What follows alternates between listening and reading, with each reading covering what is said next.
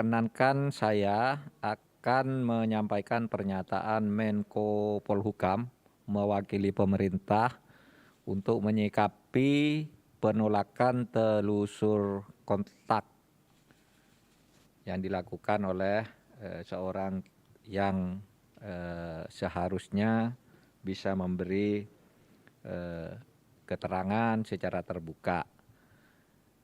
Kami baru saja rapat bertujuh, dipimpin saya sendiri selaku Menko Polhukam, didampingi atau peserta rapatnya adalah Kepala BNPB, Ketua Satgas Penanggulangan COVID-19 Pak Doni Monardo, lalu didampingi juga oleh Dirjen P2P Kementerian Kesehatan, kemudian ada Dirjen Imigrasi Kementerian Hukum dan HAM, kemudian didampingi juga oleh Kadifkum, Kepala Divisi Hukum, Mabes Polri, dan Jam Intel dari Kejaksaan Agung Republik Indonesia serta dari Badan Intelijen Negara.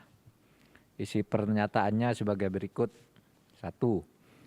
Seperti yang sudah disampaikan oleh Kepala Satgas Penanganan COVID-19 yakni Bapak Letjen TNI Doni Monardo, saya hendak menyampaikan beberapa hal terkait perkembangan terakhir. Pemerintah ingin menegaskan sekali lagi bahwa 1.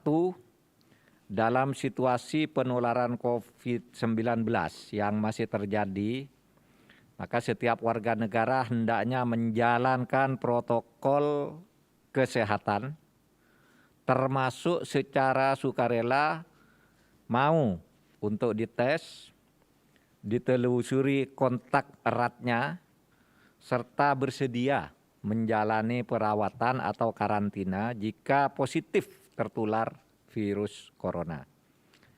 2. Pelaksanaan 3T yaitu testing, tracing, dan treatment di samping merupakan upaya pencegahan melalui 3M, memakai masker, menjaga jarak, dan mencuci tangan, adalah merupakan tindakan kemanusiaan dan non-diskriminatif, sehingga siapapun wajib mendukungnya. Pelaksanaan 3T dilaksanakan oleh petugas kesehatan yang dapat mengakses informasi dan data pasien maupun kontak eratnya dalam rangka mencegah terjadinya penularan. Data tersebut tidak untuk disebarkan kepada publik, melainkan hanya untuk kepentingan penanganan kasus.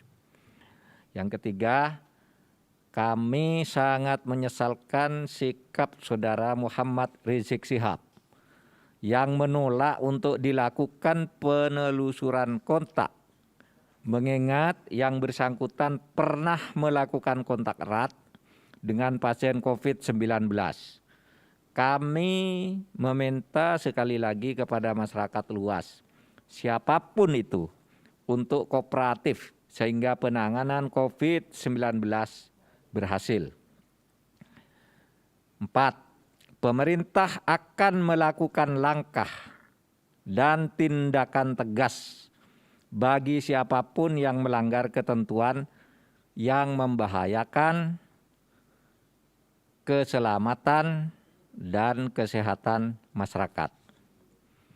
Nah, terkait dengan itu, maka pemerintah juga menegaskan akan terus dilakukan proses-proses hukum sesuai dengan hukum yang berlaku demi kebaikan bersama dan dalam rangka tugas negara atau tugas pemerintah untuk melaksanakan upaya pencapaian tujuan negara. Berdasarkan Undang-Undang Nomor 36 Tahun 2009 tentang kesehatan, memang ada ketentuan hak pasien untuk tidak membuka atau untuk meminta agar catatan kesehatannya itu tidak dibuka. Artinya itu dilindungi. Setiap pasien berhak untuk meminta agar rekod kesehatannya tidak dibuka kepada umum. Itu berdasar Undang-Undang Nomor 36 Tahun 2009. Tetapi di sini berlaku dalil lex specialis derogat legi generalis. Bahwa kalau ada hukum khusus, maka ketentuan yang umum seperti itu bisa disimpangi atau tidak harus diberlakukan. Ada ketentuan khusus bahwa dalam keadaan tertentu menurut Undang-Undang Nomor 29 Tahun 2004 tentang praktik kesehatan dan menurut Undang-Undang Nomor 4 Tahun 1984 tentang wabah penyakit menular, maka medical record atau catatan kesehatan seseorang bisa dibuka dengan alasan-alasan tertentu. Bahkan juga siapa yang menghalang-halangi petugas untuk melakukan upaya menyelamatkan masyarakat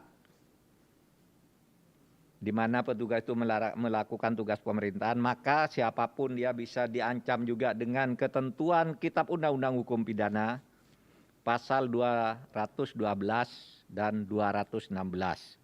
Jadi ada perangkat hukum di sini yang bisa diambil oleh pemerintah.